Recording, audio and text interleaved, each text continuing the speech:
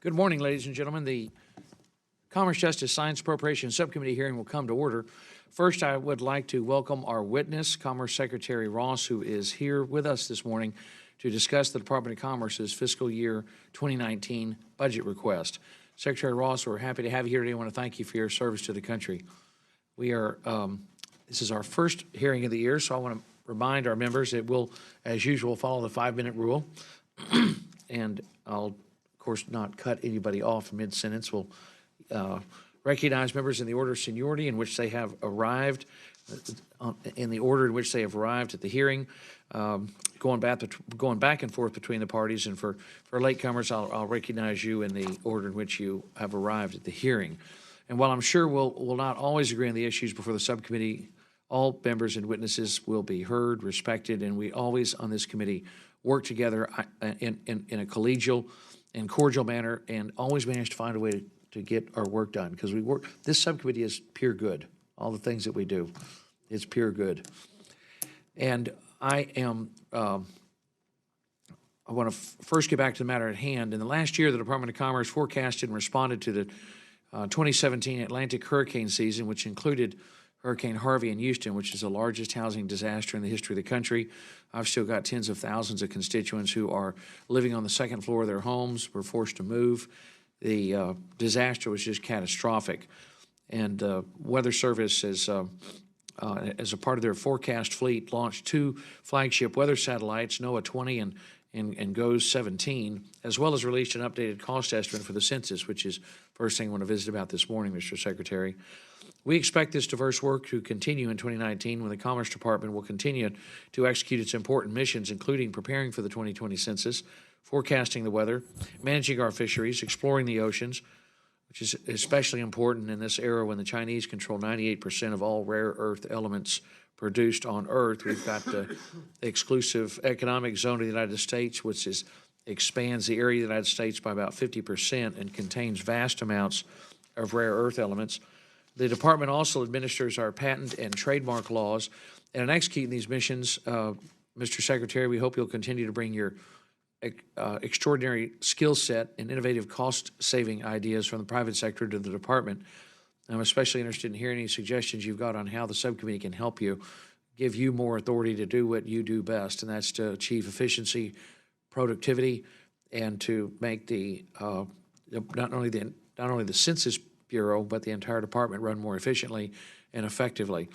The budget recommendation, which was developed by OMB before there was an agreement on adjusting the budget caps, proposes reshaping the department to focus on the highest priority missions while significantly reducing funding for other activities across the department.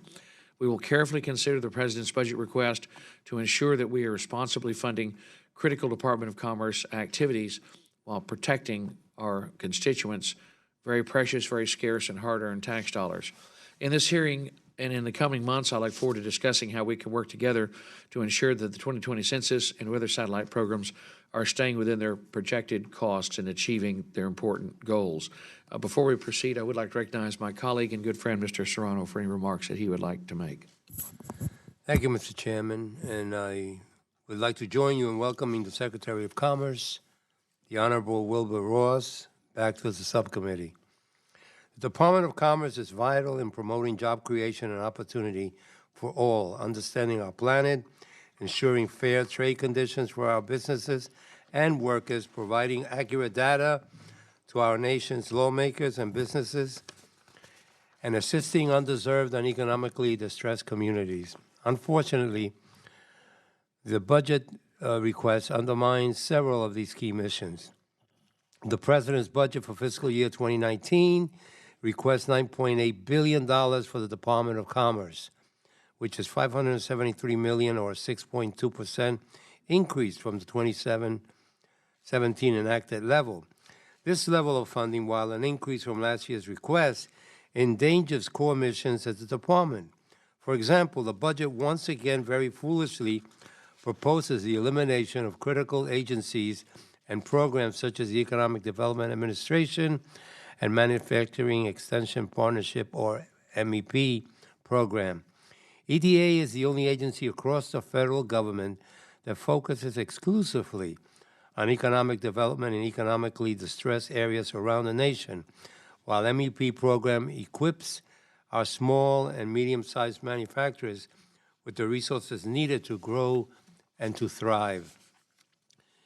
It is estimated that for every $1 of federal investment, the MEP National Network generates $17.90 in new sales growth for manufacturers and $27 in new client investment.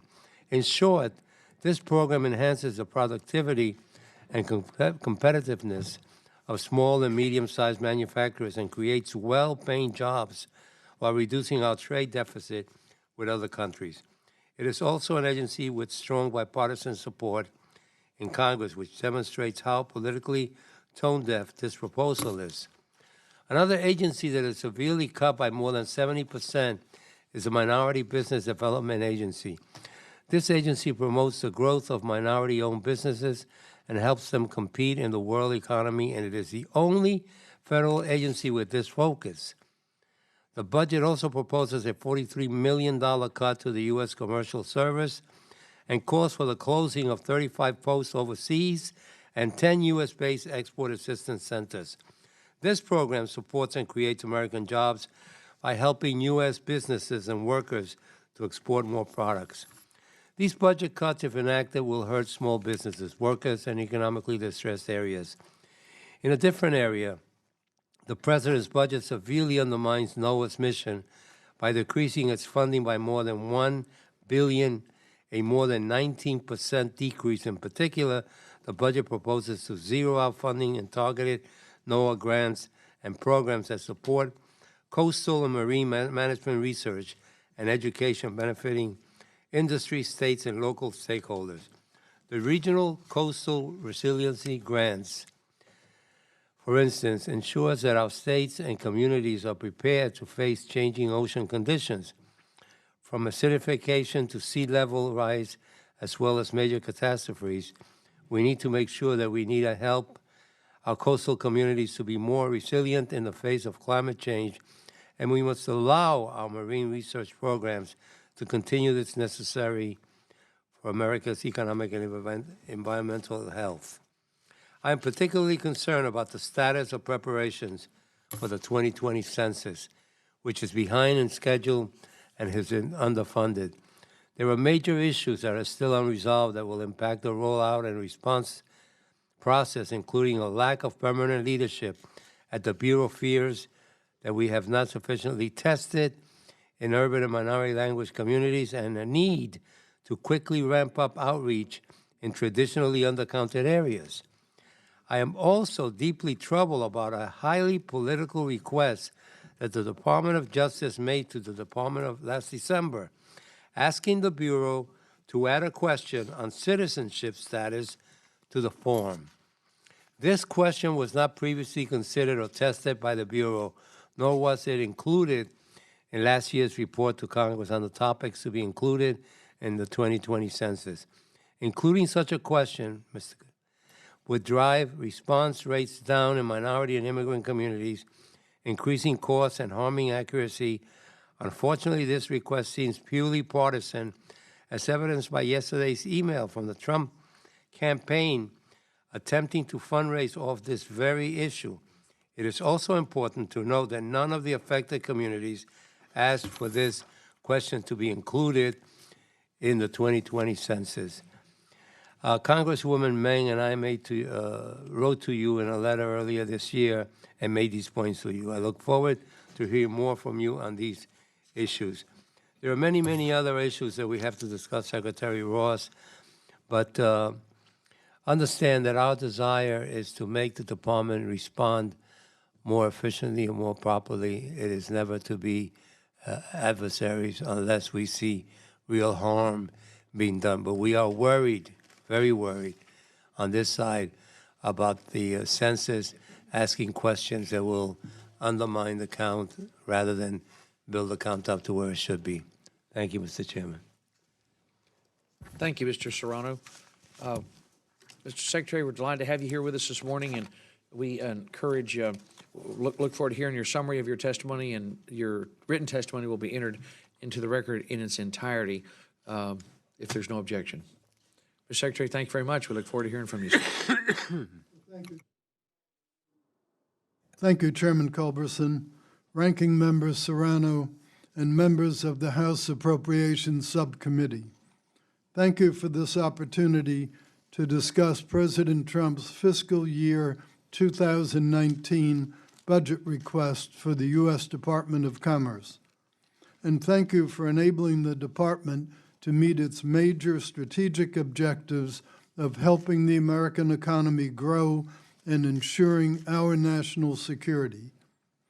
We are accomplishing this by preparing for a successful 2020 decennial census, providing the observational infrastructure and personnel to develop timely and accurate weather forecasts, by supporting investment and job creation and helping American businesses and industries compete globally in a fair and secure environment.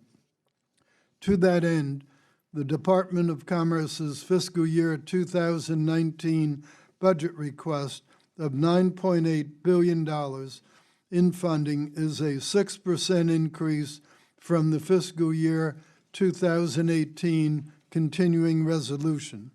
It does not include the $1 billion that was recently appropriated to the department as part of the supplemental assistance package enacted in the aftermath of the severe storms in Texas, Florida, Puerto Rico, and the Virgin Islands. The fiscal year 2019 budget makes key strategic investments. A few highlights. The 2020 decennial census is the department's top priority.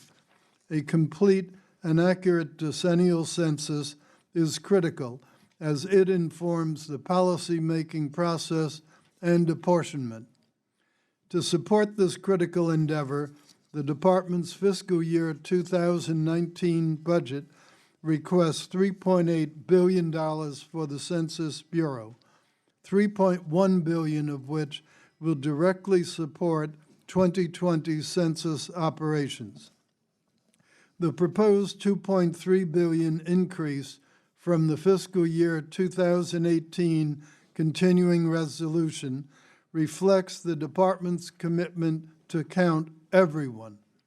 With its $1.6 billion increase for the National Environmental Satellite and Data Information Service, Noaa will continue its work to deploy the next generation of weather satellites and observational infrastructure. These satellites will provide faster, more accurate, and more detailed data than legacy satellites to track storm systems, lightning, wildfires, coastal fog, and other hazards. When President Trump tapped me to serve as the Commerce Secretary, I vowed to work hard to reduce the nation's trade deficit. Increased enforcement of our trade laws has been a major effort in this regard. We requested $440 million for the International Trade Administration. ITA will use the requested funding to hire more subject matter experts and enhance its trade enforcement and analysis capacity for anti-dumping and countervailing duty investigations and in support of Section 232 investigations.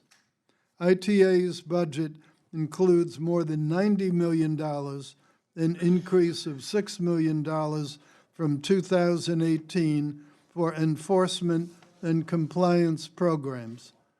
To continue building on these important enforcement and national security initiatives, $121 million is requested for the Bureau of Industry and Security, an $8.9 million increase from the 2018 continuing resolution. BIS has a remarkably broad impact on our national security, and this increased funding will enable them to hire additional staff to address an increased workload.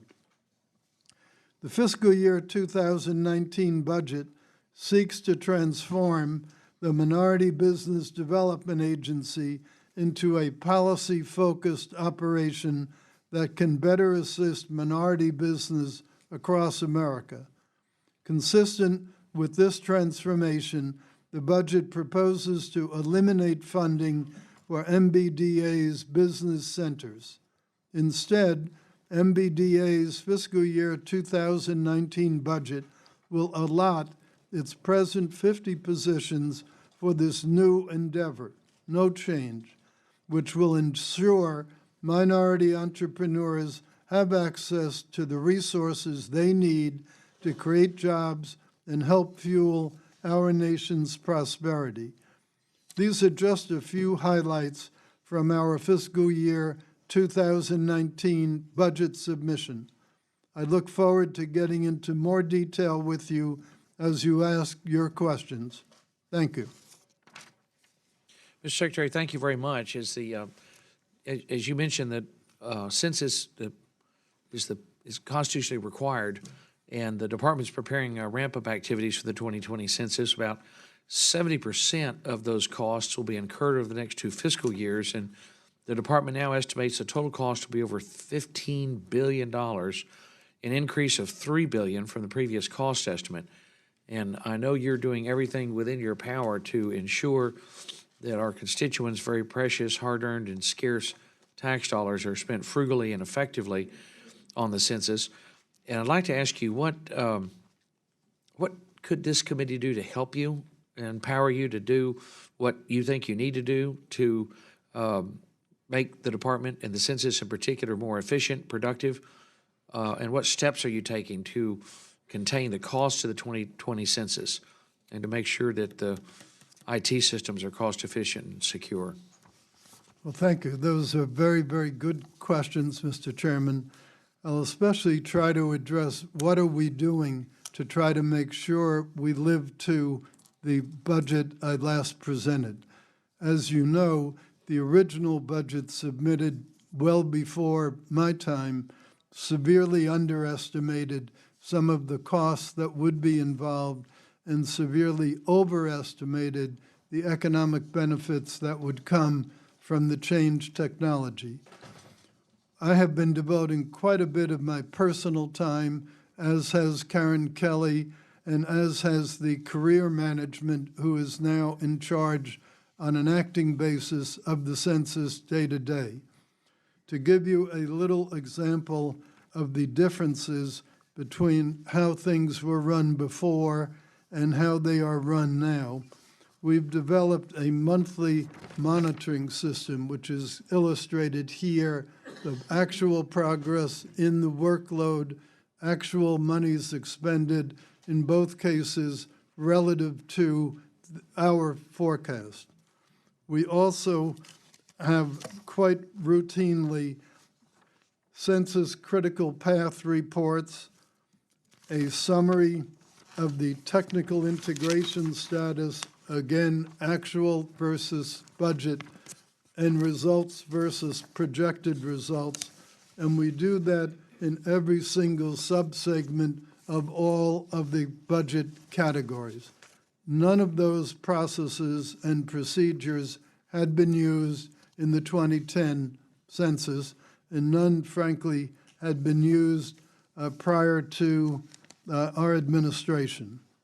In addition, we have a critical path system that we follow. The green, which happily dominates this whole thing, are ones that are on schedule and on or below budget.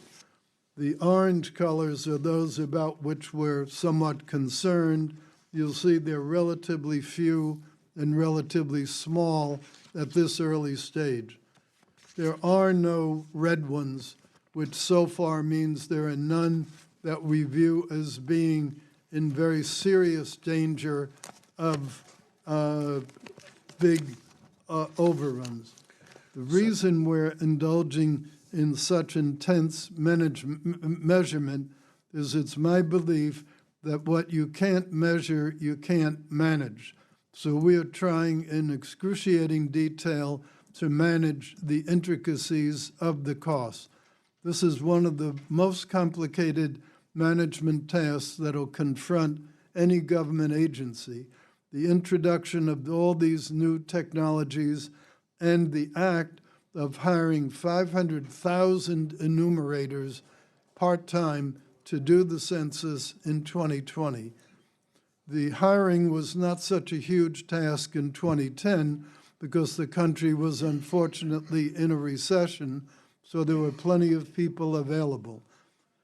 In 2020, we're liable to have a much more difficult time hiring people. And so that's one of the big tasks ahead of us, is how to accomplish finding that many people, getting them trained with the technology, and getting them out there to do faithfully the enumeration of every person where that person resides. Right. I know that FEMA's had difficulty hiring inspectors and adjusters to come out and inspect homes for people affected by the hurricanes for that very same reason. But the reforms that you put in place, common sense, good business practices, I know we're all of us very grateful for that, and you've seen results, and I'm confident you have a lot of very competent people at the Census Bureau and in the department who you probably discovered that just hadn't had the scrutiny or the oversight or the measurement, as you said before, of their work, which sounds like you're heading in the right direction. So you're encouraged. What are some of the frustrations you've encountered in your first year at the Department of Commerce that differ from what you saw in the private sector, and what could this committee do to help give you greater authority to help manage and encourage productivity at the department? Well, I think the main thing the committee could do would be, we intend to prepare a very detailed lessons learned as we complete the 2020 census. And we hope that that will form a basis for continued guidance by the committee as we move toward the 2030 census, because the 2030 census will be conducted in a somewhat different fashion even from the 2020, based on what we've learned and based on the full application of technology and use of administrative records. The other thing would be, most importantly, to support our budget request. We feel that as to all the knowable unknowns, which may sound oxymoronic, but we've tried to risk adjust our budget for the knowable unknowns. Given the complexity and the scale of this activity, there is a risk of unknowable unknowns, and that was why we had originally proposed a 10% additional contingency unallocated. That's not normal practice for an agency, but I wanted to remind everyone that was part of the request. Originally, it's not in the budget. We are going to try our level best to live without needing any contingency, but if something truly unknowable comes up, we may unfortunately have to come back. Mr. Secretary, very quickly, this Government Accountability Office made 33 recommendations to improve the efficiency of the 2020 census, and the department has yet to implement those recommendations. Some of them go back to 2007. I know that's a source of frustration for you, sir, and what I know when you're in the private sector, your auditors told you to do something, you wouldn't wait 11 years for it. When do you plan to implement them, and what, if anything, can this committee do to help you in that effort? Well, as to the GAO, they made 84 very detailed and very helpful, and in my view, very useful recommendations. Of those, 51 have been closed as we sit here. 5 are not due yet. By their very nature, they have a later due date than the present. There are 14 that are ongoing life cycle cost estimates, so those can't be completed until we get farther into the process. Of the remaining 14, we have submitted documentation to GAO, and we're hopeful that perhaps half of them could be resolved within the next month or so, and that the final 7 hopefully could be resolved within 3 months. So that's where we stand precisely on the GAO recommendations. They've been very cooperative, very helpful, and we're very grateful for their support. Census is really extraordinarily important. I know you've got it at the top of your list. And when do you expect to have a permanent director in place? Well, first of all, I have total confidence in the long-term career people who are now the acting number 1 and number 2 in Census. They have between 20 and 32 years of experience. So they're very, very thoroughly experienced in Census. And while they're not 100% accustomed to this kind of management process, Karen Dunn Kelly, myself, and outside consultants that we have brought in, both technology consultants and people with prior experience in the 2010 and earlier censuses. So we can, and those are on an ongoing basis. We continually are scrubbing things. We meet quite regularly with the contractors and the subcontractors. One of the many complexities here is that they decided to do a lot of subcontractors. There typically is a relatively small firm who was awarded the general contracting for a particular area, and then some very large firms as subcontractors. Initially, that created some obscurity as to what was actually going on because there wasn't direct interaction with the subcontractors. We've changed all that. We meet with the GC, we meet with the subcontractors on quite a regular basis and have some, as the diplomats would say, frank and open discussions with them. Thank you very much. Mr. Serrano. Thank you, Mr. Chairman.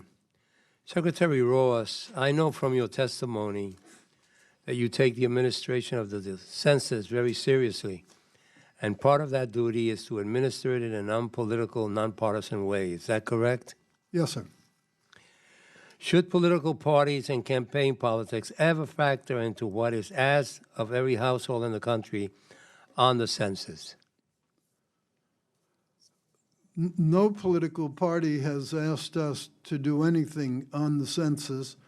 We have had a request, as everyone is aware, from the Department of Justice to add a citizenship question to the 2020 census.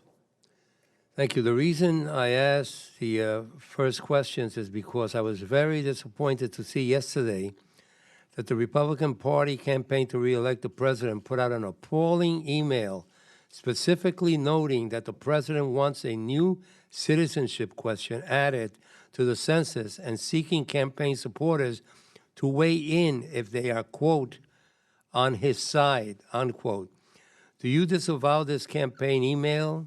Has the president or anyone else in the White House directed you to add this or a similar question to the 2020 census? I'm not familiar with the email. I'm not part of the Republican campaign committee, so I've not seen it. I've heard about it this morning. We are responding solely to the Department of Justice's request, not to any campaign request, not to any other political party request. We are listening to stakeholders. Many have written to us, some have come in to talk with me, and we have initiated a whole series of phone calls to stakeholders on both sides of the question. We will come to a conclusion prior to March 31st, which, as I understand it, is the date by which we must submit the questions to the Congress.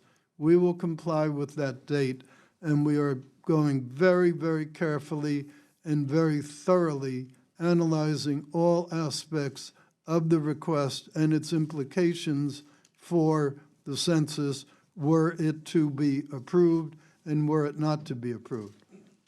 Thank you. I'm not a lawyer and certainly not a constitutional lawyer. Neither am I, sir. I'm a civilian. Okay.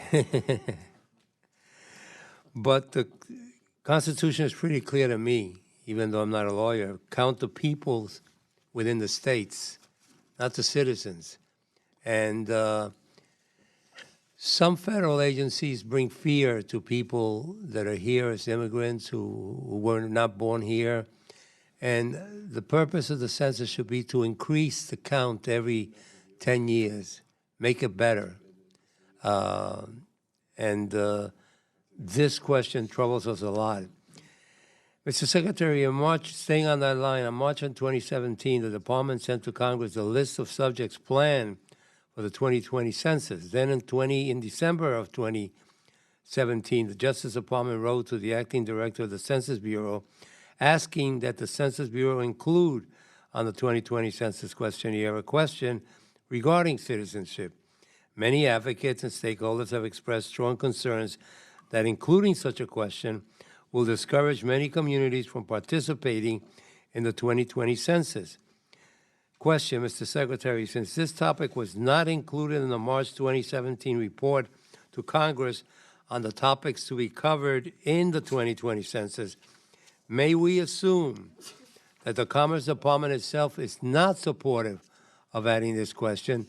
Secondly, would you agree with me that it would be totally inappropriate to include any question that has not been thoroughly tested in the lead up to the census? We have not yet made a decision on the Department of Justice request. It's a very big and very controversial request. We're taking it very seriously, but have not yet made a decision. I would like to address, though, what steps are we doing to make the 2020 census more accessible to people whose first language is not English, perhaps don't even have English as a language, what we're doing to call their attention to the census, to its importance, and to the privacy of their responses. So if I may, I'd like to describe a few of the steps that we're taking. First of all, we are using many more languages in the census than was used in 2010. 2010 used as an alternative to English, Spanish, Chinese, Vietnamese, Korean, and Russian, 5 languages. We're including those 5 plus Arabic, Tagalog, Polish, French, Haitian Creole, Portuguese, and Japanese. That's 12 languages versus 7. That new list should cover 95.3% of all those who are not English speakers in the country. So it's, for all practical purposes, everyone. The Q&A, paper questionnaire, and mailing materials, every one of them will be immediately in both Spanish and in English. The additional support materials will be in 59 languages, including the ones that I mentioned before. And the ads and partnership material also will be quite multilingual. We also will have in the call centers multilingual people able to converse with folks in their native tongue. So those are the things we're doing to try to make language less of a barrier to people's responses. In terms of media, we are going to have far more, hundreds of millions of dollars more spending on the communications program, which is organized by Y&R. It will be multilingual. It, in fact, has included among its subcontractors firms who specialize in media for non-English language citizens and residents. Further, we are increasing the number of partnership specialists. Last time in 2020, there was 700 partnership specialists hired by the census. We will have 1,000 partnership specialists. The partnership concept is one that embraces local community organizations, health organizations, local governments, all sorts of things. And we have already signed up local governments that constitute well over 90% of the population to cooperate with us. In addition, for the first time, we will be having kiosks in the U.S. Postal Service branches. I don't know how well you can see these, but there are big banners, 14 by 70 inches going up, promoting the census. There will be an instruction booth that one can access on a computerized basis. There are table stands which will hold handhelds so that people can fill out the form. So we're doing everything to make this census more accessible to everybody, regardless of native tongue or inclination. We're working very, very hard at it, and I think it will produce good responses. In addition, for the first time, people have internet capability of responding. They're not required to respond by internet, but it's an additional facility. So now you can respond by internet, by telephone, or by the physical written document. And if all that fails, even after repeated mailings and repeated phone calls, we will have door-to-door enumerators coming multiple times. So as a former enumerator myself, I can promise you, I understand the process, I understand its importance, and we will get it done. Thank you, and I appreciate all that you are doing to make this census a better census than any other before. Let me just close by saying this very briefly. We may have in this country, in fact, we do, a immigration issue to deal with. And it's going to take both parties to come together to resolve it, to fix what is broken. But I don't think the census should be used to create more division, more fear, more hiding from people who should be forward and being counted. So when you make your decision, I shouldn't tell you that you're a tough guy. Don't be afraid to tell somebody, have you read the Constitution? Thank you. Thank you, Mr. Serrano. Please recognize a gentleman from New Jersey, Chairman of the full committee, Mr. Frelinghuysen. Great. Welcome, Mr. Secretary. Thank you for a distinguished career outside the responsibility you've taken on. And I know you're a good spokesman for the President and administration. So let me direct this to your staff more than to you. I often say in my opening remarks that the power of the purse resides in this committee, and of course the power of the purse affects public policy. And you and I have yet to be acquainted. You've been on the job for over a year. I say to the Secretary's staff, the power of the purse resides with this committee, and I think it's about time that you and I became acquainted. I find it odd that we're engaged in a trade war, and you can sort of tell from the tone of my voice what I think of it, but I respect the fact that you're extremely knowledgeable, and there has not been a lot of consultation with members of the Appropriations Committee.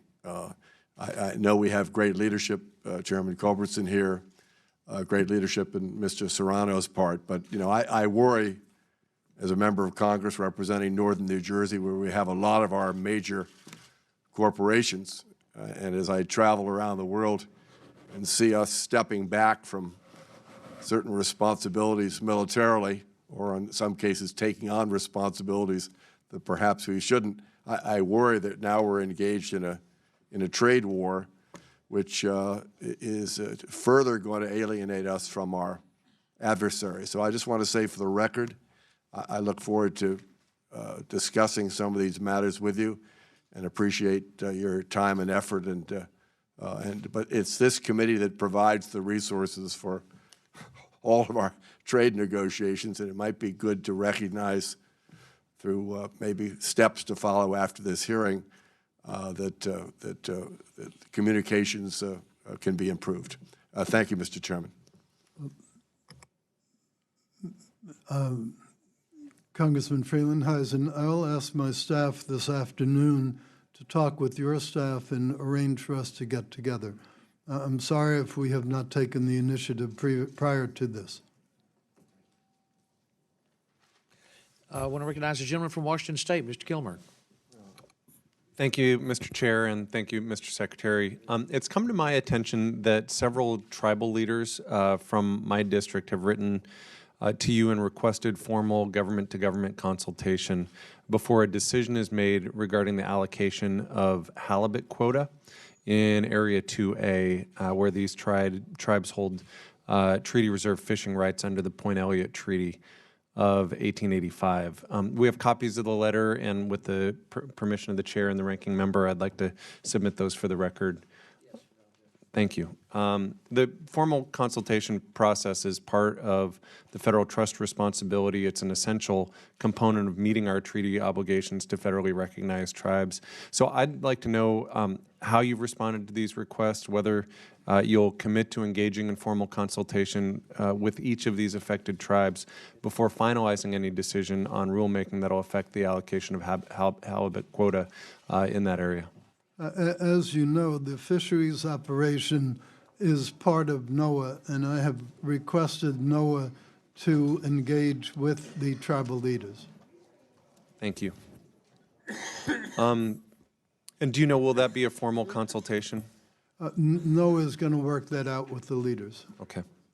On another note, the Export-Import Bank doesn't have a quorum, and it's unable to do deals over $10 million. And as a consequence, there's over $35 billion in pending deals that are stuck in the pipeline without being able to be approved with the board quorum.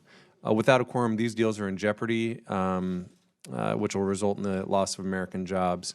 So 2 questions. 1, do you agree that the Export-Import Bank needs to be fully operational? And secondly, when will the administration send a new chairman nominee? Well, I'm not aware that the administration intends to send a new nominee or does not. I just am not aware where they stand. That is not a decision that will be made within Commerce. That's a decision that will be made solely within the White House. I am on record as suggesting that I do believe we need a financing mechanism to help us in international trade, if for no other reason than the extremely sturdy activities of China, European Union, and other parties. So in terms of the overall objective, we need to solve the financing issue, but I am not privy to any decision that the President has made regarding any other nominees for the Ex-Im Bank board. I do sit on it as an ex officio member, but that's the only real relationship that I have at this moment with the Ex-Im Bank. Coming from the most trade-dependent state in the country, we'd sure like to see that to be fully operational. I understand that, sir.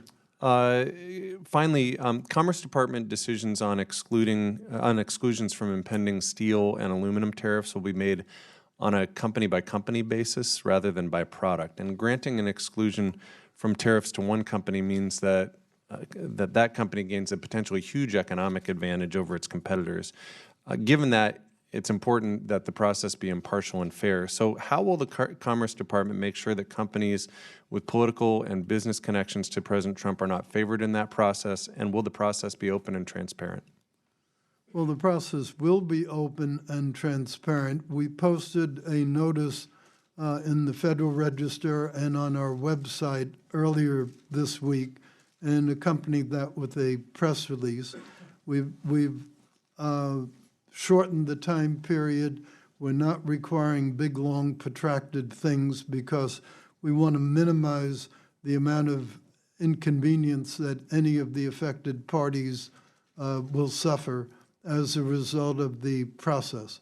So we're gearing up to be fast, to be fair, and to be practical. Looks like my time's up. Thank you, Mr. Chairman. Thank you, Mr. Kilmer. Please recognize this time the former chairman of the full committee, the gentleman from Kentucky. Mr. Chairman, thank you very much for recognizing me. Mr. Secretary, welcome. We're glad to have you here again. As you help lead the administration's efforts to boost the American economy, particularly in trade, and particularly in juxtaposition from China, as you lead those efforts, we can't afford to leave behind Americans in certain sections of the country like mine. So I want to ask you about the Economic Development Administration, which you proposed to zero out for the second straight year. We disregarded your recommendations last year, and I have hopes that we'll do the same for the coming year. As you explicitly note in your budget proposal, the EDA has led the federal economic development agenda for over 50 years by promoting innovation and competitiveness, preparing American regions for growth and success in the worldwide economy. End of quote. I entirely agree with you. Further, your own evaluations show EDA programs have succeeded performance goals in private sector investment, in distressed communities, and jobs created as a result of EDA grants. Yet for this second year in a row, you propose to eliminate this agency entirely. Now, here's a knowable known. My district is among the poorest, most economically distressed congressional districts in the country. In more than half of my 30 counties, more than half, at least 30% of residents live below the poverty level. Even the county with the lowest percentage is still well above the national average.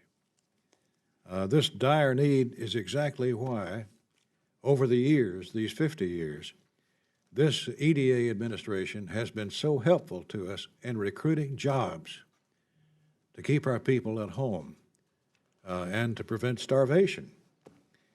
Mr. Secretary, I'm very concerned about this proposal. It would affect rural America, and I'd like to hear your answer. Thank you for that question. The administration's 2019 budget prioritizes rebuilding the military and making critical investments in the nation's security. It also identifies the savings and efficiencies needed to keep the nation on a responsible fiscal path. The administration has made the necessary trade-offs and choices, difficult choices, inherent in pursuing these goals. This means changing the role and size of the federal government and prioritizing the programs that provide a good return for the taxpayer, as well as those that serve the most critical functions, while consolidating or eliminating duplicative, ineffective, or less critical programs. Many difficult decisions were necessary to reach the funding level provided in this budget, and unfortunately, the elimination of EDA is one of those. Well, within EDA, I'm particularly troubled about the loss of money we've historically directed to assist coal mining communities. Now, I come from the war field, the war on coal. I have 12,000 laid-off coal miners in my district alone, who are able people, mechanically talented people, who are now trying to find a job at McDonald's, unsuccessfully, I might add. In the past, EDA has worked to help these types of communities that need some assistance from somewhere. And the only place to turn to, frankly, Mr. Secretary, is EDA. I would hope that you could reconsider your budgetary recommendation in this regard. Yes, sir. I'm sure you're aware, Congressman, that the President has tried very hard to end the war on coal, has tried very hard to make a more level playing field for the coal operators, and has developed a whole Appalachian strategy, which he's trying to implement. We also, as part of the negotiations with China, when we were over there in November, got agreement in principle on a huge project in the state that we think will answer to some degree the question of putting people to work. We're not running away from that objective. It's just this particular means of trying to achieve it doesn't seem to fit within the budget. And I'm sorry to say that because I like the EDA. Well, so do I, as you may have suspected. But yes, the war on coal was real. And this president promised to end that war, and I think he has. But in the meantime, we've got a lot of wounded soldiers on the battlefield who are desperately in need of some help from this president who promised to help.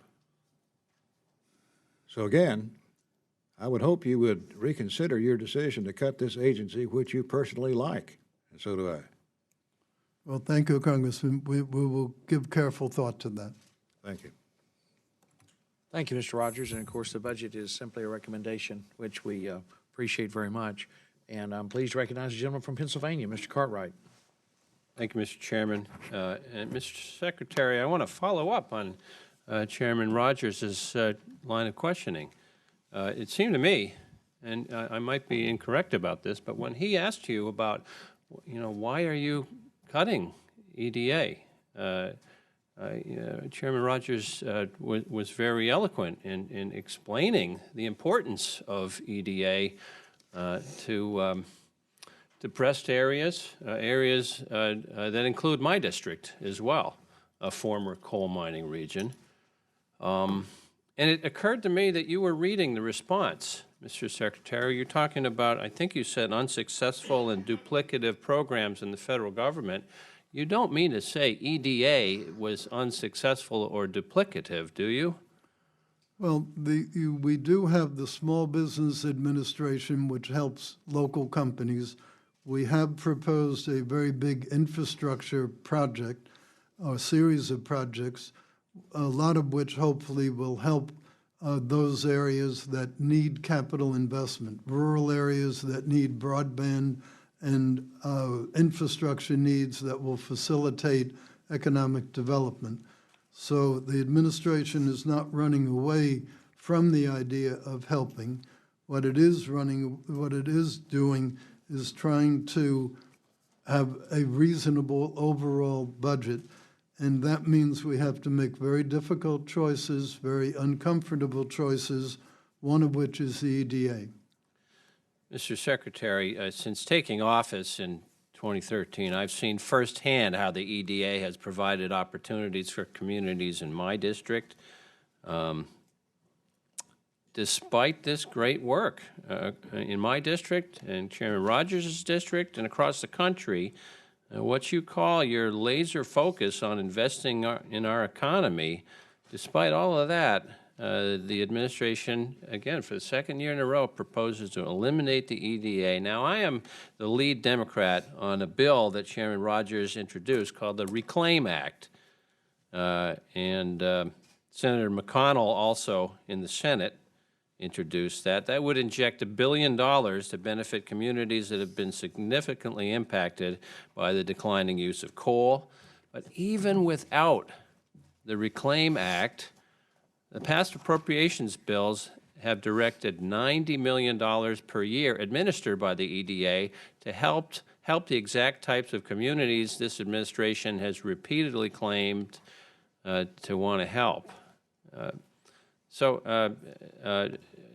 Are you really suggesting that the Small Business Administration and this infrastructure program, where 80% of the money has to come from local and state governments, are you really suggesting that those will effectively supplant the great work the EDA does in these depressed areas?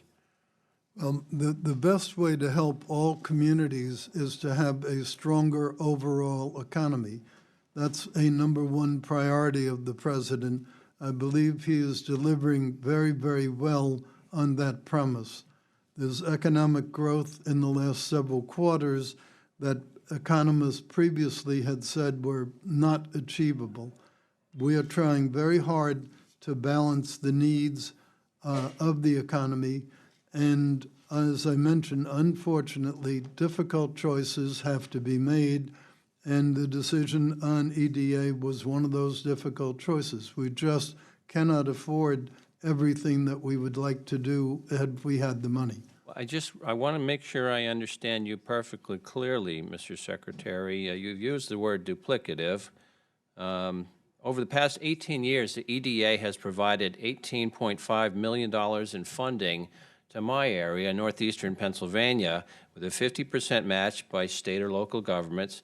Can you provide a specific example of private sector resource that will be available should state and local governments be unable to cover the loss of federal support with their own cash-strapped budgets?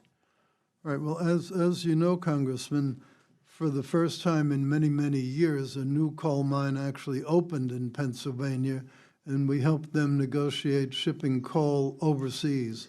So that was nothing to do with EDA. That was done elsewhere in the Commerce Department. EDA is not the only way that we try to help communities. We have foreign commercial service people in many, many, many communities around the country trying to help businesses develop export activity. One of the great tragedies of our current situation is that fewer than 3% of all American businesses ever export anything. We're trying very, very hard to change that. In addition, we have the Select USA, which is the largest foreign direct investment program that we have. We had 3,000 participants last year here in Washington, middle of June. State of West Virginia and state of Washington, if memory serves, were both very well represented with their economic development people at it, and I believe that some actual investments by foreigners in those states came as a result of it. So there are many other ways that we're trying to help the communities, and it's unfortunate that we have to cut out this particular one, but we are in a financially stringent period. Well, finally, Mr. Secretary, I represent a district that has communities that do continue to struggle, but with the help of EDA's Regional Strategies Program, for example, Ben Franklin Technology Partners of Pennsylvania will invest in over 15 startups and manufacturers that will create 200 new jobs with a median salary of $72,000. These startups and manufacturers often struggle early on. Now, Secretary Ross, in September 2017, you stated, RIS, quote, projects will enable entrepreneurs and communities across the U.S. to start new businesses, manufacture innovative products, and export them throughout the world, increasing America's global competitiveness, unquote. But today, despite this glowing review, showcasing exactly why this program is a wonderful investment of our taxpayer dollars, you are proposing the elimination of that program too, a part of EDA. And I just want to end by echoing Chairman Rogers. And I'm not sure you answered his question. Will you reconsider elimination of EDA? Well, we have submitted the budget proposal that's before you. And we will take seriously back to consideration everything that we hear and learn today, but it would be inappropriate for me to commit to you that there will be any change in our proposal. Our proposal is what it is. We feel it's what's necessary, and I'm afraid that's where we are at this point. Thank you, Mr. Secretary. Thank you, Mr. Cartwright. We'll recognize a gentleman from West Virginia, Mr. Jenkins. Thank you, Mr. Chairman. I'd like to associate myself with the comments from the gentleman from Kentucky and I think you've heard from a bipartisan group. We are all supportive of EDA. I'm from coal country. I'm from West Virginia. I appreciate you mentioning West Virginia and coming to West Virginia recently. I join with my colleagues. I am a staunch defender and supporter of the EDA and will fight tooth and nail to make sure that program gets continued. What I would like to focus, Mr. Secretary, you referenced exports, and it's in your comments. You referenced the deals to try to improve coal exports. What I hear oftentimes is the issue of many states limiting the ability to export out of ports in their geographic region coal, trying to drive an ideological anti-coal agenda to put up these barriers. What can the Secretary and what can the Commerce do to make sure that we have free-flowing commerce, that we get our incredible natural resource like coal through our ports and help this trade deficit that you are so focused on? We have got to get our resources moving. We've got to get them through our ports. We cannot allow local governments to try to drive an ideological agenda. Well, if you would let me know, or let my staff know, which are the ports and which are the states, we'll see what there California, I could run through the list. I think we know what they are. I mean, these are all well recognized and acknowledged local governmental and state-driven initiatives to put barriers on the ability to export coal out of ports in their states. California. Right.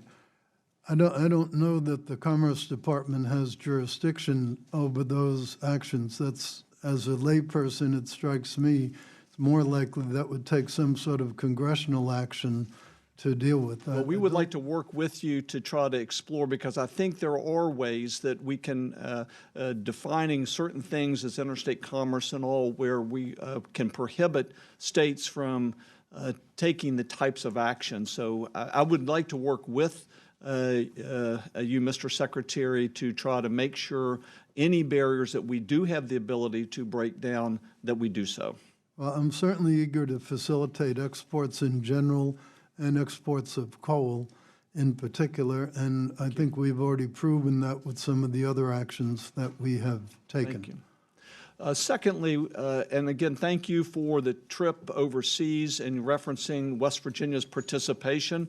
For the members of the committee, a memorandum of understanding was signed suggesting an investment of $80 billion in West Virginia in the oil and gas industry and opportunities.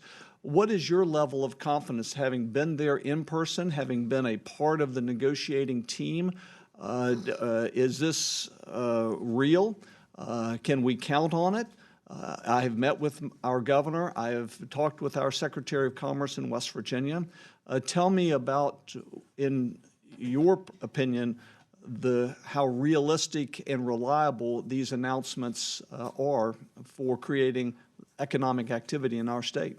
Well, I met with your governor when he was up here in Washington recently for the governor's conference, and at that point he indicated it was his understanding that things were progressing in a reasonably satisfactory fashion. I've certainly not heard anything from the Chinese side to the contrary. So as far as I know, it's early days. This is an enormous project, enormously complicated, enormously large in scope, and consequently it's not something that will happen Monday morning. But as far as I can tell from the inputs we've been receiving, the early stages look favorable. I would like to make sure our congressional office, as I'm sure every working with your office, and I appreciate that you're getting updates from the governor on how it's going. We would like to be supportive of your staff's engagement. There's obviously a very important role from DOC under your supervision to be a key player in this very complicated, as you described, business opportunity. So I think it's going to take all of us working together. We want 1 + 1 = 3. And so I just encourage the continued engagement, appreciate your support, and let's all work together to, whether it's be this project or others, we've got great economic need and we have great opportunity in West Virginia. Well, Mike Platt in our office, the Office of Legislative Affairs, would be a very good working relationship with your staff. So I would urge you to have your staff reach out to Mike, and we'll do our best to keep them abreast. We look forward to working with you. Thank you. Thank Mr. you, Secretary. Congressman. Mrs. Ming. Thank you, Mr. Chairman. Thank you, Mr. Secretary, for being here today. What is the purpose of the census as required by the Constitution? I'm sorry? What is the purpose of the census as required by the Constitution? The Constitution requires us to enumerate every person at the place in their normal residence. And do non-citizens count as every person? Non-citizens do count as a person. And do you believe non-citizens count equally as citizens for the purpose of the census? That's a more complicated question because, as you know, early on in the census, certain parties were counted as a fraction of a person. So we have no intention of, in the 2020 census, of counting anyone except as a person.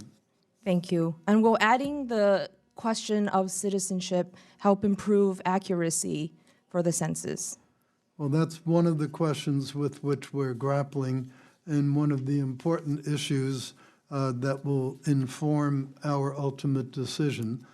We will make a decision by March 31st, which is the date on which we must inform the Congress of the final questions for the 2020 census. Well, if it helps, and I'm sure you do know this, that 4 former directors of the census who have served in both Republican and Democratic administrations have all written that they are concerned in asking about citizenship status, that it would exacerbate privacy concerns and lead to inaccurate responses, and that the sum effect would be bad census data. We're very aware of the views of those 4 directors and also of the views of other former census directors. And what are the costs associated with adding a last-minute question like the citizenship question? Well, the cost question is one of the ones that we would obviously be grappling with. The actual cost of the incremental printing and all that is pretty trivial, so that's not the big issue. The question is response rate and the follow-up activity that's needed. The in-language testing and marketing and research that you previously mentioned today, has it been tested on a question such as the citizenship question? The citizenship question has been used repeatedly in the American Community Survey.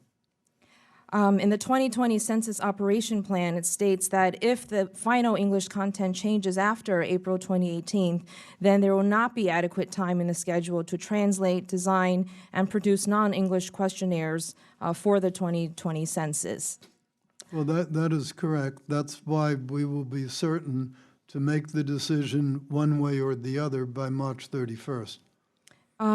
In going back to Mr. Serrano's question about potential politicizing of this question and input on the census, you mentioned that you had not seen the email that the Trump campaign sent out, so I just wanted to show you a copy, and if I could submit it for the record, Mr. Chairman. My eyesight is not good enough to read it from over here. Neither is mine, but I have extra copies. Has the president or anyone in the White House discussed with you or anyone on your team about adding this citizenship question? I'm not aware of any such.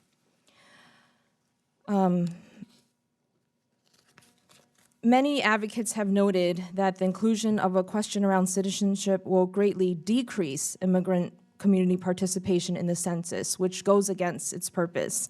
Have you considered this impact of including the citizenship question, and what is your assessment of the impact, and what will you do to ameliorate this problem? Well, response rate is one of the central issues in it, especially as it relates to cost and potentially as it relates to accuracy. So that is one of the very many factors that we've been considering actively. I mentioned before, I think perhaps when you were not in the room, some of the other measures that we're taking to make the census more accessible to people. So if I may, I'd like to briefly summarize those steps that we are taking. If I could, Mr. Secretary, I was in the room. I did hear it, and I do appreciate your efforts. I'm just concerned about how those measures will affect the last-minute addition of a question. My time is running out, but I do hope sincerely, Mr. Secretary, that you will take away what you've heard from today's meeting. The mission of the census is to serve as, on your website, states that it is to serve as the leading source of quality data. So I implore you, in the interest of the taxpaying American people, that you do what you can and in your power to make this process as less expensive and as much accurate as possible. Thank you. I stand by what we said on the website. Thank you. Judge Carter. Thank you, Mr. Chairman. Secretary Ross, welcome. We're really honored to have you here today. You have consistently stated that unfair trade practices put our businesses at a disadvantage in the global markets. The President has made it clear that free and fair trade is critical to the economy and the strategic position of the United States. And I don't need to tell you how important trade is to the great state of Texas. It is clear that trade enforcement and compliance are a focus for you in the budget. What changes are you making within the International Trade Administration to put the nation on a level playing field? Back home in Texas, we have a large computer technology presence with many highly skilled computer experts. What steps are you taking to level the playing field in regards to intellectual property rights? Well, as I'm sure you're aware, intellectual property rights, Congressman, are the topic of a separate 301 investigation, which should be coming to a conclusion in the fairly immediate future. And depending on what that study recommends and depending on what the President does with it, that will be a direct response to the problem of intellectual property rights. Meanwhile, the new Census Director, Mr. Agnew, is also taking steps to improve the durability and the quality of patent protection that we give. And on that score, it's interesting to note an amazing statistic. Around about June of this year, the U.S. Patent Office will issue its 10 millionth patent. That's a pretty extraordinary achievement, and it's symbolic of how important intellectual property rights are to our everyday citizen and to every business in this country. Our founding fathers clearly recognized that our ideas had worth, and I think this is very important to the future of the United States of America. Let me stress, and I can't stress more, that NAFTA is very important to the state of Texas and to our farmers. Complete withdrawal from NAFTA could spell disaster for the wheat and corn farmers. In large part, that trade is conducted through NAFTA. NAFTA has been great for U.S. farmers and for our ranchers, helping U.S. agricultural exports to Canada and Mexico to increase 350% since 1993. One out of every 7 Texas jobs is connected to agriculture. How are the NAFTA negotiations progressing, and will this trade budget suffice on those negotiations? Dairy farmers are important to Texas. Can you elaborate on what measures you are considering with concern to Canada in allowing dairy farmers to access Canadian markets? Well, I've made no secret that I'm very opposed to the dairy management system that the Canadians use. I think it's a terrible system. It's been very, very detrimental to the milk industry and the dairy industry in general in the United States. It's one of many problems that we have in terms of the relationship with Canada.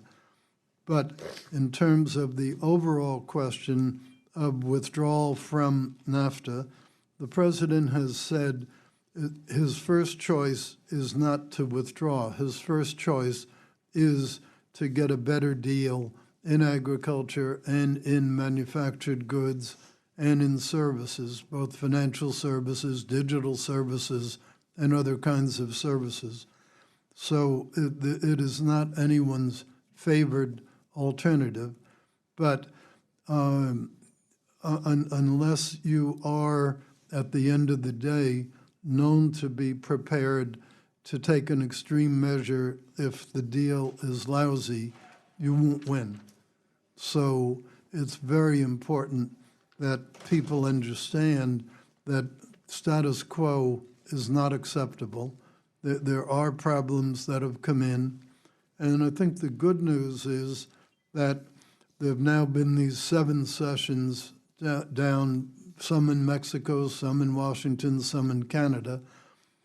There has been progress made on a lot of the, what I would call the easier issues, and those are all going to bring some sort of benefit to the U.S.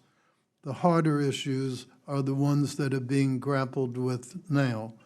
But I don't believe that the President would have granted a temporary absolution from the 232 on steel and the 232 on aluminum if he didn't think there was a reasonable chance that we could not only resolve the national security aspects of those, but also come to fruition in an overall economic sense with Canada and Mexico. You may be wrong, but it certainly represents a good faith effort to do it. I agree. Thank you. Thank you. Mr. Secretary, consistent with your demands for time, we're hopeful we could have at least an abbreviated second round of questions. Is that agreeable with the Secretary? Yes, I believe it's been scheduled for as long as 11:30 if need be. I'm happy to do a second round. At 11:30? Yes. All right, we'll meet your request. Now, perhaps I shouldn't have volunteered that time. That may be an unpolitical move on my part. Yeah, I was thinking just 5 minutes, but I'm glad you've given us another 40 minutes. Mr. Secretary, it's been mentioned here before about steel. Several steel companies have had to close their plants, lay off employees at an alarming rate due to unfair trade practices from their foreign competitors. Several of these companies joined together and filed a complaint with the International Trade Commission Administration and the International Trade Commission, accusing China and other countries of purposefully undervaluing their corrosion-resistant steel imports in order to increase their market share in the U.S. However, there is a significant backlog of anti-dumping cases pending before the International Trade Administration, which is having a negative impact on the domestic steel industry. Over the last few years, this committee has steadily provided funding increases for the International Trade Administration's Enforcement and Compliance Division. I'm pleased to see that the President's request continues this trend with some money above the House-passed bill in Fiscal 18.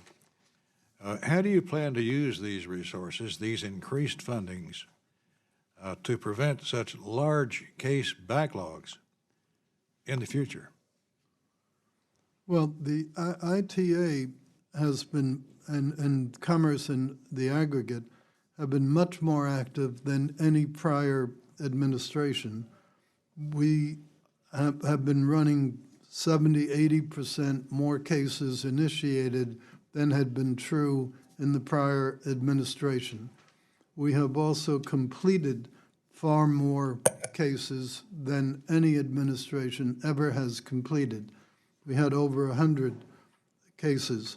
In terms of total trade orders outstanding, we have some 424 in existence and in force right now, about half of which relate to various steel products. We have 87 or thereabouts pending cases at the moment, of which 38 also relate to steel and steel products. So I can assure you that is one of the materials that's very much on our mind. The problem with trade cases under the World Trade Organization rules is it gets to be a little bit of a game of whack-a-mole. What happens is we're required to file the case very precise product specifications, sometimes to the extent of saying products 0.2 of a millimeter in depth is the product, and we also have to be very specific as to the geography. So what that results in is the offending dumper will then move it to another country, and it'll suddenly come in as though it were manufactured in that other country. We had it recently with oil country tubular goods. A lot was starting to come in, steel products, a lot was starting to come in from a country that doesn't even have an oil and gas industry at all. So the only reason that they got into the business was to take dumped hot rolled coil, fabricate it into oil country tubular goods, and then dump it in the U.S. And that's that kind of problem of direct transshipment and sometimes transshipment after additional manufacture is one of the factors that motivated us to do the 232 proceeding, because the 232 proceeding, unlike a normal trade case, can cover the entire world. It doesn't have to be limited to a product, doesn't have to be limited to a country. So that was one of the motivations in order to try to protect the national security interests in steel and aluminum. Well, back onto the International Trade Administration. We've increased funding over the years lately for the administration, and yet the caseload at ITA still is high. Well, it's high, sir, because we're bringing more actions. It isn't that they're being negligent. It isn't that they're not pursuing the cases. When we initiate more actions, naturally the backlog will go up because there are all sorts of statutory dates of a case. I'm not aware of any significant number of cases where we have failed to adhere to the statutory deadlines unless requested to do so by the petitioners. Our general practice has been if the American petitioner requests more time to prosecute the case, we generally will grant it. If the adverse party, the foreign dumper or alleged dumper, requests time, we normally do not grant it, but we do grant it if the American party requests it. So if there are individual cases that you feel or any of your constituents feel have not met the statutory deadlines or have otherwise been unnecessarily delayed, I would be very eager to hear about them, and I promise you I'll deal with them promptly. I appreciate that. I will offer one to you. AK Steel in Ashland, Kentucky. Yes, sir. Is a part of the group that filed the complaint with ITA and ITC at Commerce. Yes. That's one where we have 700 employees laid off. I'm familiar with AK Steel, and we have been in touch quite recently. If I'm not mistaken, they participated in the group of CEOs that came to the White House a few weeks ago, as it happens on the very day that the president announced what his decision was going to be on the 232s. So we are actively in touch with AK. I'm quite familiar with their problems, both in their Kentucky operation and with the electrical steel situation elsewhere in their system. And I think you will find that they are very happy with the 232 measures that we have put in. They are indeed.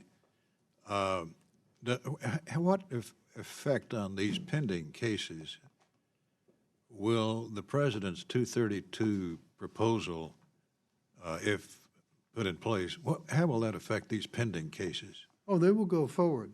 The concept of the 232 is that those tariffs are in addition to any normal trade case that we bring, ones before this and ones subsequent to it. Now, if we've designed the 232s right, there should be somewhat fewer cases in the future because it covers such a wide range of products. Between the two cases, I think it's some 700-odd products that are covered.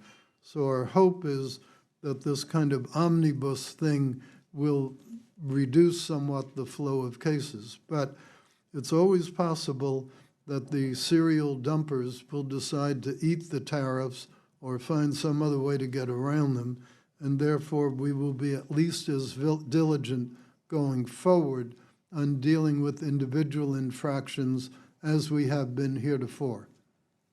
Well, Mr. Secretary, if this 232 action is successful, I'd like to visit with you, and we'll sample a taste of bourbon together. How does that sound?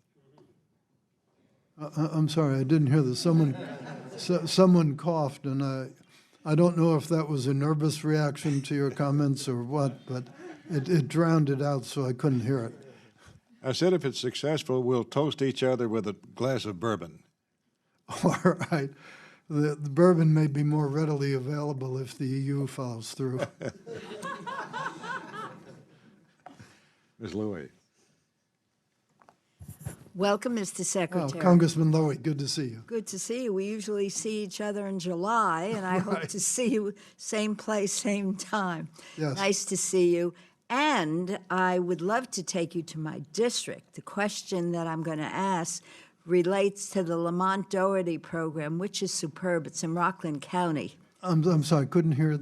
I was just saying that I would like to take you to the Rockland County part of my district. It used to be all Westchester. Now I have both.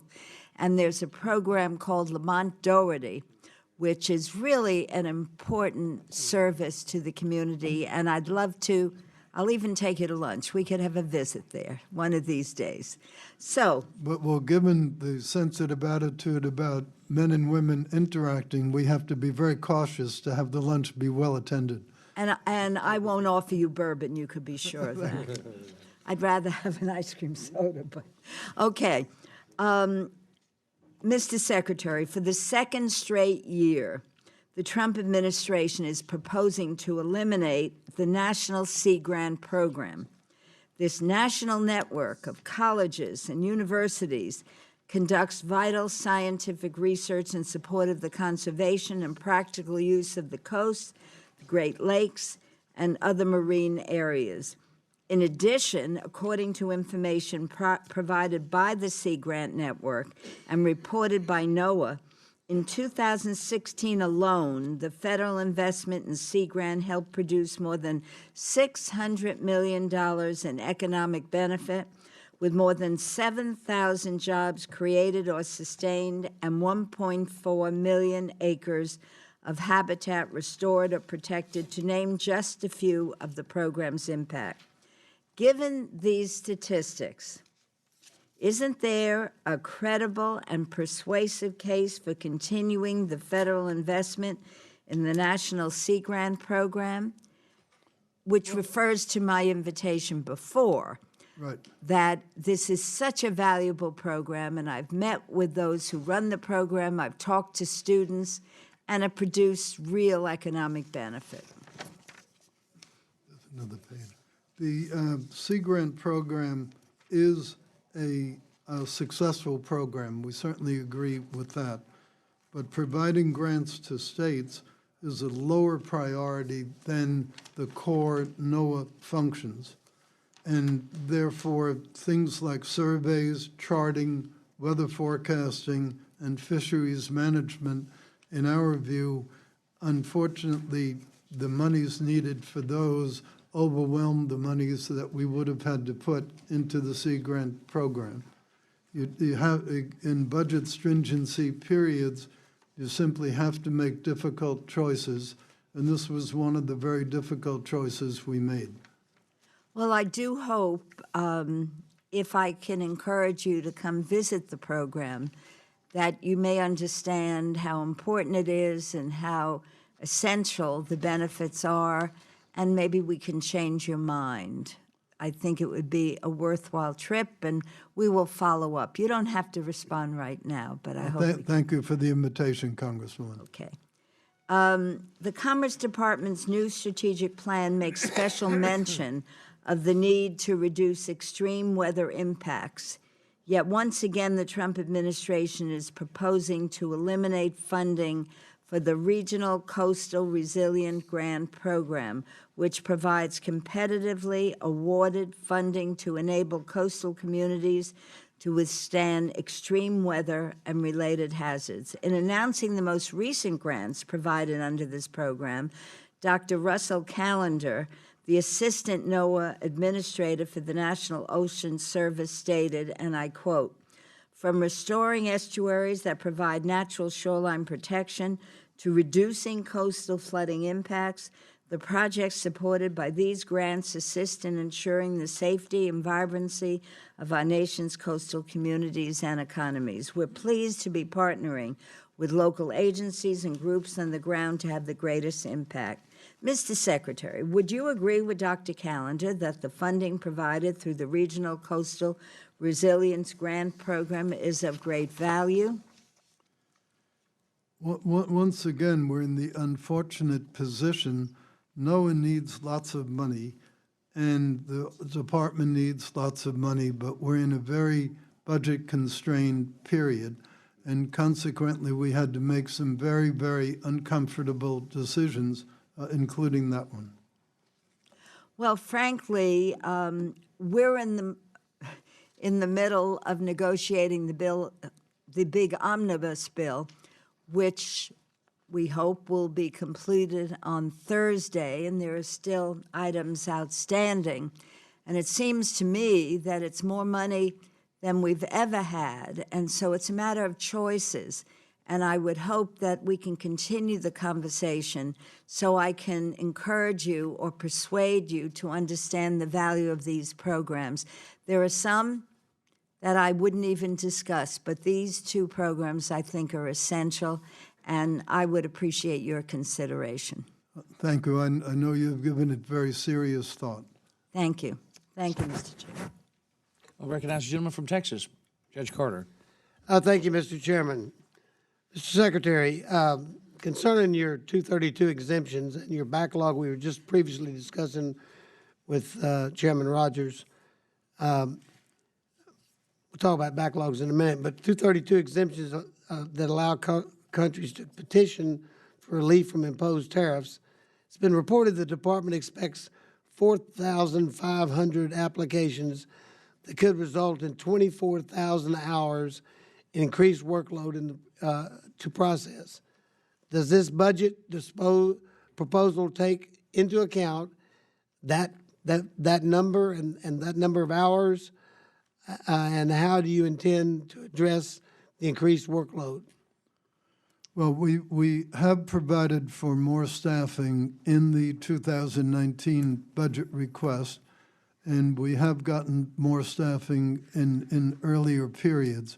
We believe that we can handle the influx. The 4,500 was our estimate as to the number of exemption requests that we would receive. we have no way to judge whether that's correct or incorrect. But as you know, we're required to make an estimate of those factors, and that was the best judgment we could make at the time. Well, having inherited a bench which had a 2,000 case backlog, the only way you can deal with the backlog is build a fire under both parties, make them come in for resolution, and I worked till 10 o'clock at night every night for 2 years to get it done. Maybe your employees can't do that, but you can't live with a backlog in a business community, as you well know. You're a businessman.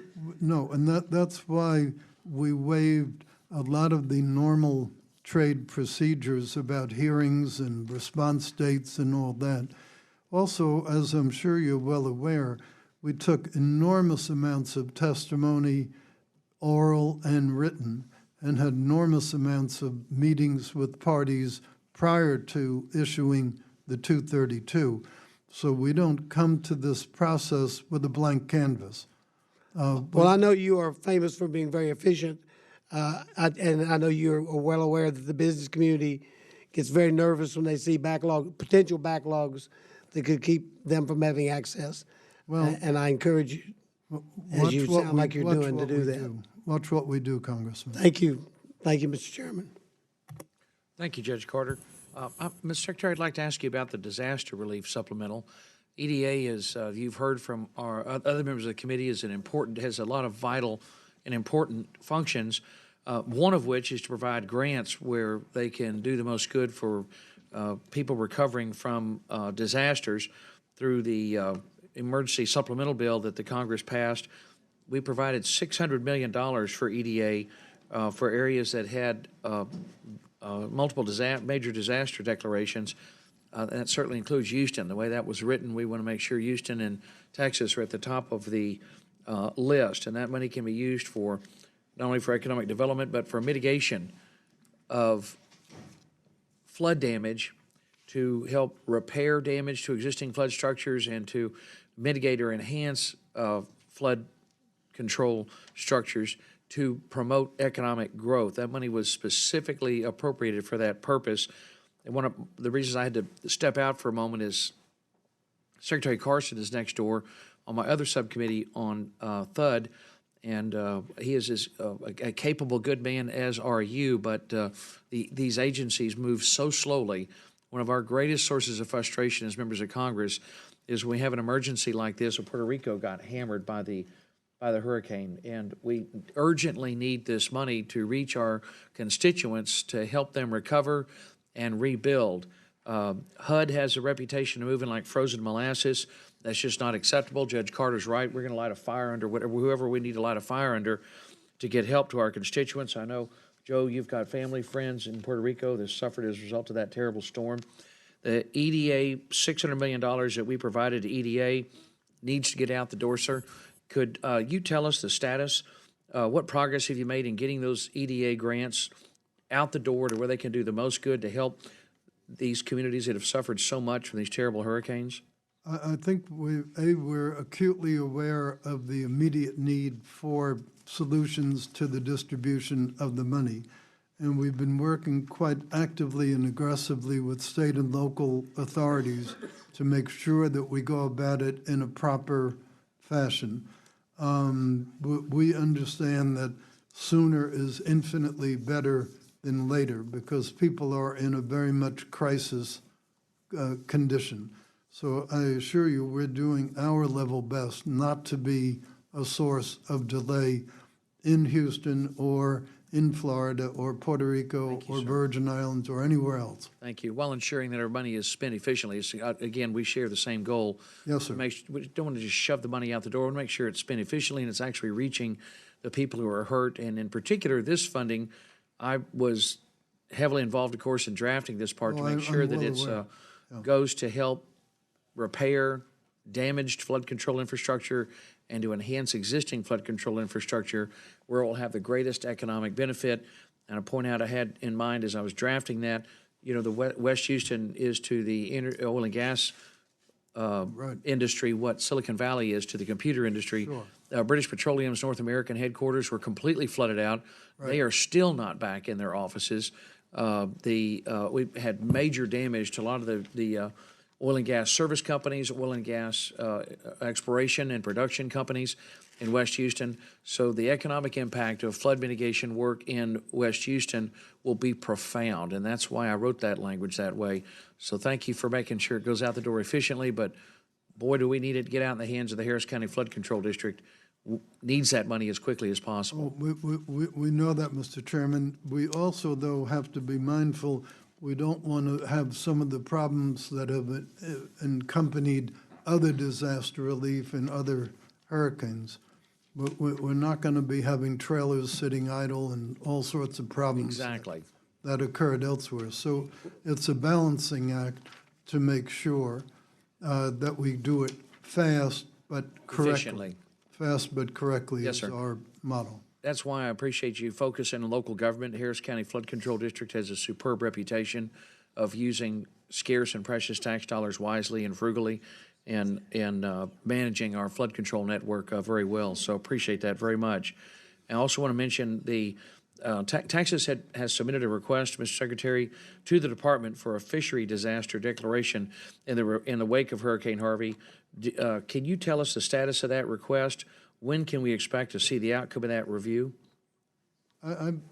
Many of the disaster requests already have been granted. We have a plan to submit the spend plan for the remaining 200 non-fishery disaster funding around the 26th of this month. Noaa is developing a spend plan overall for how to allocate the disaster funds, and we hope to provide it to the Congress very, very quickly. Thank you, Mr. Secretary. $400 million of the money in the emergency supplemental was also for Noaa that was broken out to help repair and replace damaged assets, marine debris removal, mapping, charting, improving weather forecasting, and $200 million for fishery disasters in 17.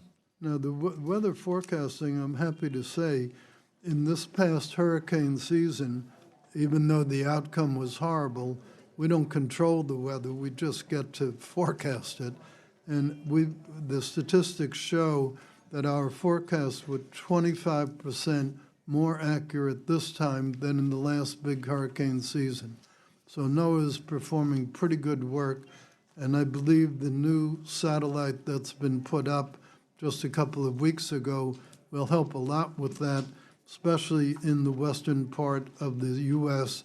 and out into the eastern part of the Pacific, because these new sensors will have 3 times the resolution, 4 times the speed and accuracy. They're much, much improved. And we therefore think that there can be further improvement, at least in giving people earlier and more accurate warnings, because as you know, that helps a lot to mitigate the damage if people get enough warning in advance and it's accurate. Thank you, Mr. Secretary. Let me recognize my good friend from New York, Mr. Serrano. My next question was going to be, so I'll simply say ditto, the question that the chairman asked about the monies getting out that were voted on by Congress. And as you know, I have a special interest in Puerto Rico because I was born there. Right. And we want to see that there's still a large percentage or a significant percentage of people without light. There's still roads that need to be cleaned. There's different things that need to be done. And in fact, right across the hallway, they're having a panel on the fact that this is the 6th month since Hurricane Maria went through Puerto Rico, and the situation is still dire in many places. So if, at the minimum, I want to tie my sentiments to the chairman and saying that we need to see that money go out. I understand your desire not to see money wasted, and we support you on that, misdirected, and we support you on that. But Congress saw a need, Congress voted an amount, And it's not that easy to get money out of Congress for these kinds of programs, as the chairman knows. So anything you could do would be helpful to all the people, but especially those folks in Puerto Rico. Yes, we're devoting a huge amount of time and effort to that very project. It's complicated, as you know, because there are multiple U.S. government agencies involved, and particularly Army Corps of Engineers in terms of the electricity situations. So we are doing our best. We have dedicated staff to it, and they are reporting to me quite frequently as to what they're getting done. It's a horrible situation. We have to get it fixed, and we have to get it fixed quickly. So we are keenly aware of the dire need. Thank you so much. Appreciate anything you could do on that. Mr. Secretary, among the President's administration's many proposed cuts in Noaa is a cut of 248 funded positions from field offices of the National Weather Service as part of a new framework for staffing weather forecast offices. The budget submission notes that the implementation of this proposal could present some short-term risks. So my question, Mr. Secretary, isn't there a real possibility that these cuts will create the risk of reduced timelines and accuracy in weather forecasting? We really don't think so, because the satellite activity is becoming more and more important, and we've had a lot of automation in the offices. The layoffs can only occur by agreement with the union unless we get into an RIF, reduction in force situation. We're trying to avoid that by negotiation with the union. But we are not going to lay off anybody or leave any positions unfilled if we think there's any material risk of reducing the accuracy and timeliness of the forecast. Thank you. I hope so, because more than ever now we need the National Weather Service to be able to function as modern as possible, if that's such a phrase. I'm personally aware, because my normal residence before coming here was a coastal community in Florida. So I understand the problem. Okay, thank you. Mr. Secretary, both you and other officials in the Trump administration have spoken of the need for strong enforcement of our trade laws. I want to ask you about the President's meeting last week with the Canadian Prime Minister, as well as the President's statements following the meeting. It was reported that in a fundraising speech last Wednesday, President Trump boasted that he made up information in his meeting with the Canadian Prime Minister, claiming that the United States runs a trade deficit with Canada. On Thursday morning, President Trump posted on Twitter that the United States is running a trade deficit with Canada. In reality, the U.S. had a trade surplus with Canada of $12.5 billion in 2016. So, Mr. Secretary, what does this do to the credibility, in your opinion, of the United States in trade negotiations and in trade enforcement when the President of our country makes a public claim about trade that simply have no basis in fact?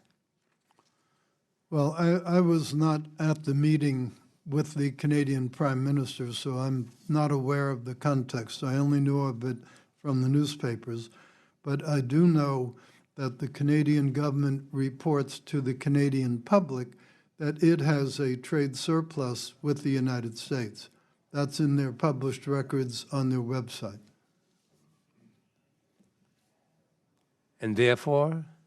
There's no therefore. I was not part of that discussion. Okay. I have met subsequently with the trade minister for Canada, and I've not noticed any change in the relationship that we have with her or with the government overall. Well, I hope we don't, because, more and more we're finding countries throughout the world that disagree with us. And we have a partner like Canada. We should not get caught up in comments that could hurt that relationship in any way when they're not necessary. I mean, if something is wrong, of course you bring it up. So I would hope that you play a role behind the scenes there, as I know you're capable of just saying, you know, some things need to be left alone.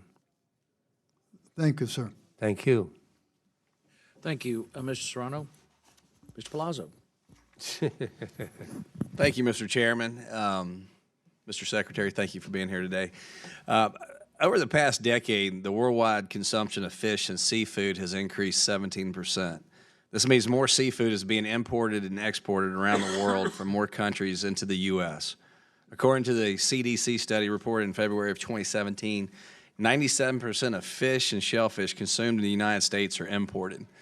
Last year, we had a U.S. dollar trade deficit of $4.5 billion from shrimp alone. And representing the historic seafood capital of the world, Biloxi, Mississippi, could you tell me what is the department doing to help reduce the seafood trade deficit? Well, it's one of my pet peeves. I hate the idea that with all the water surrounding us and all the water inland, that we have a trade deficit in fish. And I've been putting a lot of pressure on the fisheries management group at Noaa to try to deal with the situation. I think there's some potential that some of the constraints that we've had on fresh catch here maybe need to be relaxed a little bit. I think it's easy to be a little bit overzealous and therefore hold down the production of fish. Second, I believe there are some inappropriate practices in some of the foreign countries in their aquaculture. It seems to me that we should be very careful about importing seafood from places that do not adhere to the same standards we would have for aquaculture here in the U.S. So we're mindful of it both from the point of view of seeing what we can do either with aquaculture or reevaluation of what are the needs of the fish stock so that we can, my goal is to have maximum sustainable catch be the target for our domestic fishing industry. And as to the foreign industries, to the degree that they are conducting their activities inappropriately, we're going to try to constrain them as best we can. Well, thank you, and I appreciate your agency's work on that subject. Switching gears, being that I represent a Gulf state, and we've been hit really hard by natural and man-made disasters in the recent past. These disasters have had the negative environmental and economic impacts, particularly on commercial and recreational fishing industries, their supply chain, and their communities. Could you tell me, if any, what investment is the Department of Commerce making to help industry and these communities recover and be more resilient?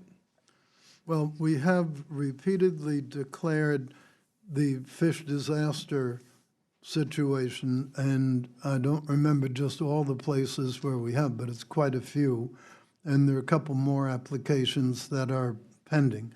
So that's one very specific step. The best thing we can do, though, is to try for getting an early warning system so that people can try to get prepared, because it's not just the fish themselves, it's also the vessels that are at issue. And I don't know if you were in the room when I mentioned, but in this past hurricane season, our forecasts were 25% more accurate and they were more timely than they had been before. We're trying to increase the advance warning that we can give to the affected communities so that they can try to prepare themselves, and also trying to be more accurate in the location and the severity. So that's one of the major steps that we're in a position to take. Then when disasters do hit, as you know, Congress has made appropriation, and we'll try to deal with that. Well, thank you for your support and assistance in that regards. Last question, I come from a very rural state where agriculture is our #1 industry.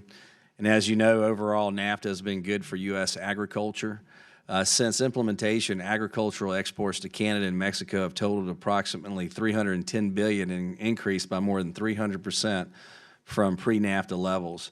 The administration is wrapping up final talks with our trading partners in Mexico and Canada, and the U.S. farm economy is in a major downturn right now.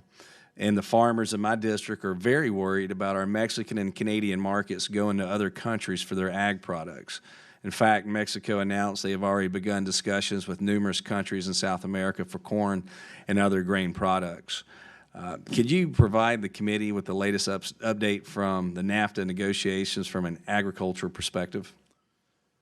Surely. We've now had 7 rounds of negotiation and a lot of issues, mostly not the most contentious ones, but a lot of issues have been negotiated. A lot of language has been put to bed. We think there's a practical time limit, not a contractual one, not a legislated one, but a practical time limit on the negotiations due to the political calendar. Mexico, as you know, has a general election coming up in the beginning of July. Canada has its provincial elections in June. Our fast track authority, the Trade Promotion Authority, expires on the 8th of July here in the States. And of course, we have the midterm congressional elections in the fall.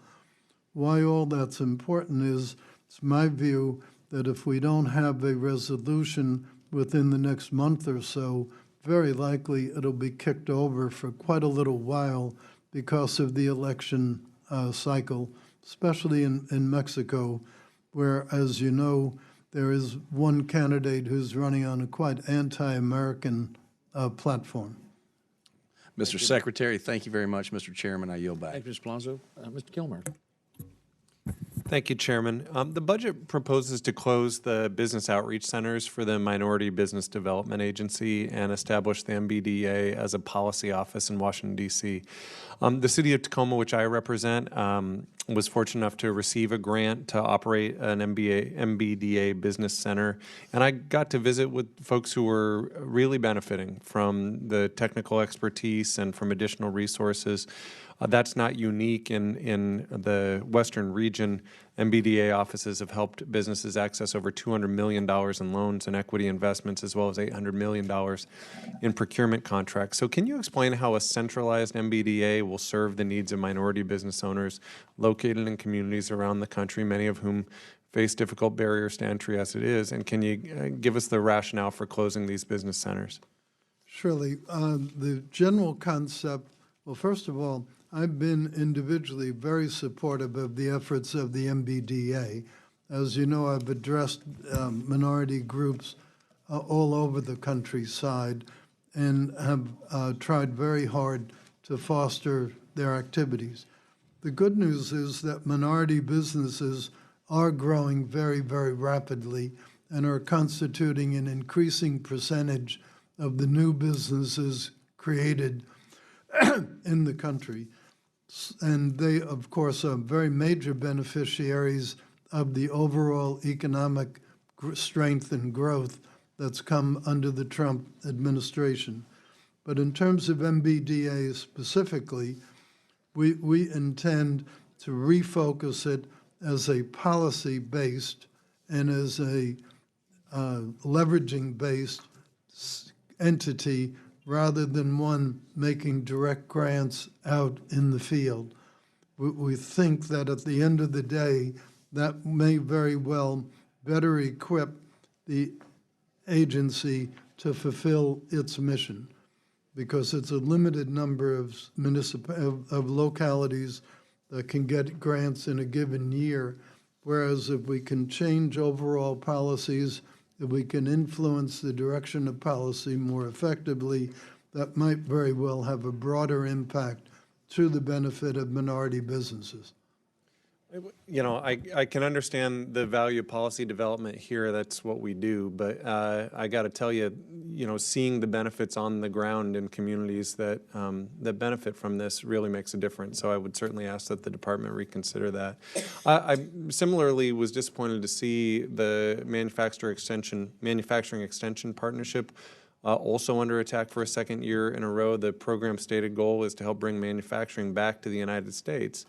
And in the state of Washington, our local MEP affiliate, Impact Washington, has done a tremendous job, has really made a difference for manufacturers, and has had substantial statewide impact. Can you explain how eliminating the MEP program that has such local and national impact on job retention and growth in manufacturing aligns with the President's focus? Surely, again, it was a very difficult decision, but if you go back to the original concept of the MEP, it was really meant to be a bridge to elicit local support as well. And we've had indications that in many, many localities, because of the success, the obligation to continue it in some form at some level of activity will now be subsumed by private sector. And so our hope is that there will be a lot of the objectives met in that format. But again, it's one of the difficult decisions that we had to make in a time of extreme budgetary stringency. I'd just point out, I think that in both the MBDA and the MEP, that decision is sort of divorced from the reality on the ground. You know, in Tacoma, the ability to receive those resources, that technical expertise to entrepreneurs, is something the MBDA has done very well. In Impact Washington, which is the MEP program in Washington State, you know, I look at the rural parts of my district where you've seen expertise provided on the ground that has led to job creation. You know, there's not a whole lot of, you know, private capacity to step into that void if the federal government backs away. So again, I would just ask that the department reconsider that. Thank you very much for your comment. Thank you. I yield back. Thank you, Mr. Kilmer. The chair recognizes Mr. Cartwright for 5 minutes. Thank you, Mr. Chairman. I don't know that I'll take that, but I want to follow up about trade a little bit, Mr. Secretary. I sent the Department of Commerce multiple letters supporting using Section 232 of the Trade Expansion Act to help the struggling aluminum and steel industries. I also know you were a strong advocate to the President to take such action. I do have deep concerns about the rollout by the administration of tariffs. There are, as you know, certain bad actors around the globe who artificially dump and depress steel and aluminum prices. Those advocating the use of Section 232 made very clear that we wanted you to go after the bad actors and not our friends and allies. My concern is the way we're going about this is we're going to hurt the 6.5 million Americans who work in industries where steel or aluminum is used. It could also damage our relationship with close allies, lead to a trade war that could severely damage our whole economy and undermine the international trading system, and it could raise prices for every American for everyday products. My question is, do you believe that a directed application of Section 232 would have been insufficient for our national security needs and to protect these industries? Well, as I believe you know, the 232 reports recommended a variety of ways of achieving the same objective. The President chose one of those alternatives in the case of steel and a similar one in the case of aluminum.